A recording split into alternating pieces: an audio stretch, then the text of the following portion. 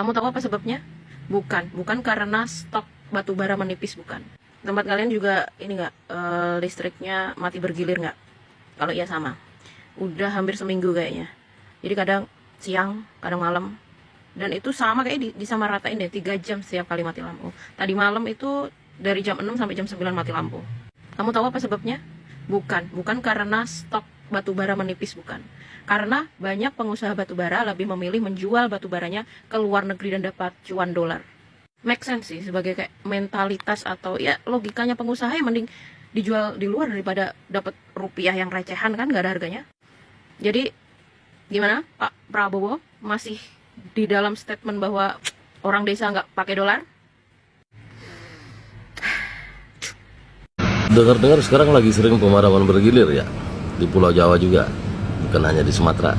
Nah, ya mau gimana lagi ya kan? Memang begitu adanya. Ya, gua nggak tahu sih kenapa bisa pemadaman bergilir. Apakah memang BBM kita atau batu bara kita sudah menipis sehingga harus penghematan, atau mungkin ada maintenance? Gua nggak tahu juga.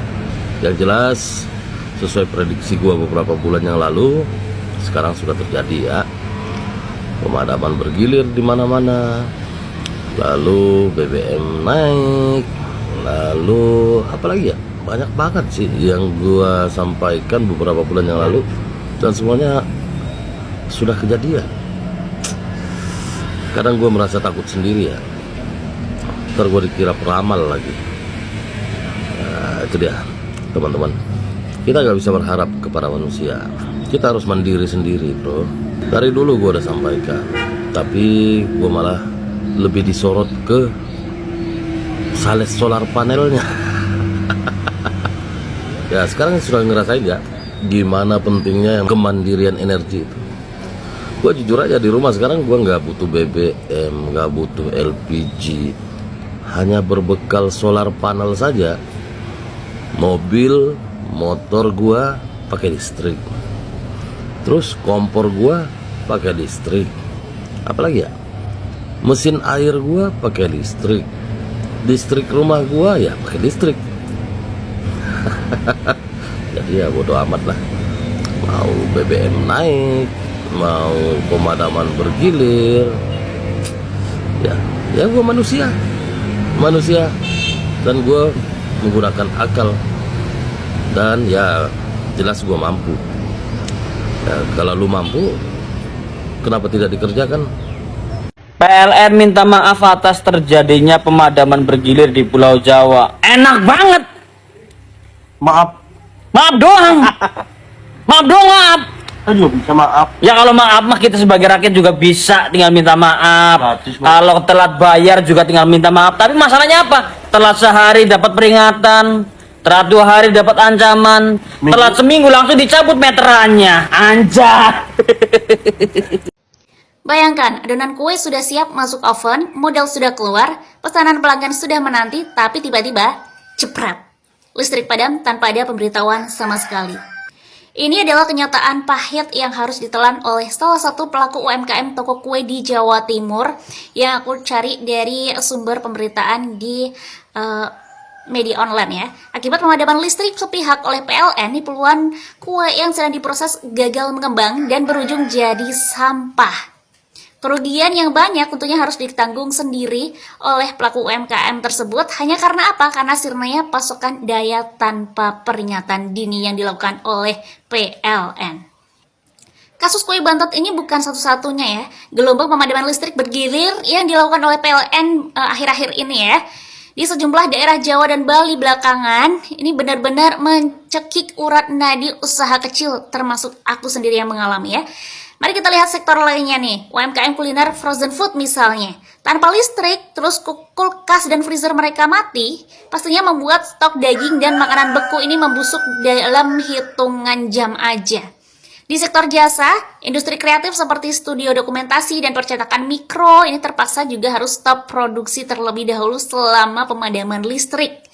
Belum lagi usaha manufaktur mikro atau bengkel las yang sepenuhnya mereka bergantung pada adanya pasokan listrik dari PLN. Mayoritas UMKM ini tidak punya modal besar ya untuk membeli genset cadangan, mengingat harganya juga mahal. Ya, jadi begitu listrik mati, ini omset mereka pasti juga ikutan mati gitu. Lalu, kenapa pemadaman masif ini masih terjadi sampai hari ini? Ini kabar yang terembus di masyarakat ya. Ini menyebutkan bahwa pasokan batu bara untuk pembangkit listrik tenaga uap atau PLTU kita ini sedang kritis. Mengingat 71% listrik Jawa Bali ini masih disokong oleh PLTU batu bara. Berdasarkan data dari CNBC Indonesia, Menteri SDM Bahlil Lahadalia ini mengungkapkan adanya kekurangan pasokan real sekitar 20 juta ton batu bara untuk PLN. Kebutuhan ton PLN sendiri ini mencapai 154 juta ton, tapi yang terikat kontrak sampai saat ini hanya 134 juta ton saja. Mengapa pasokan ini bisa seret ya? Jadi masalah utamanya ini ada pada spesifikasi. PLN ini membutuhkan batu bara kalori medium sebanyak 5.200 kilokalori yang secara alami jumlahnya ini kian menipis saat ini. Selain itu, harga pasokan domestik atau DMO yang dipatok murah membuat sejumlah pengusaha tambang ini enggan menggenjot produksi ke pasar lokal dan lebih memilih ekspor. Ingat ya, lebih memilih untuk ekspor daripada untuk pasar lokal. Jadi meski pemerintah juga menyebut ada gangguan teknis operasional pada 2 unit pembangkit besar mereka, fakta di lapangan ini membuktikan gitu ya bahwa ada tata kelola energi primer kita yang memang sedang menghadapi ujian berat. Hubungannya dengan tadi ya, masalah ekspor batu bara tadi. Listrik ini bukan lagi sekedar fasilitas ya, melainkan modal utama kerja bagi rakyat kecil. Permintaan maaf dari PLN pun ini tentu nggak bisa mengganti rugi gitu bahan baku UMKM yang terlanjur rusak. Kita berharap relaksasi kuota produksi dan pembentukan tim pengadaan oleh pemerintah ini bisa segera menyalakan kembali harapan para pelaku usaha gitu. Jadi bagaimana dengan daerah kalian? Apakah usaha kalian ikut terdampak pemadaman ini? Kalau ada, coba tulis di kolom komentar ya. Akhir-akhir ini sewering mati lampu. Iki tok omahku tok apa ndak mesang pisan lur. Asli ganggu penggawean malah dadi gak kecanda iki. Soalnya kan butuh internet pertama. Kedua, komputer atau laptop baterai entek, HP juga baterai entek. Yuk boy kira balik mati lampu. Ya lek sing penggaweane gak online ngono ya. Sik gak terlalu efek lah.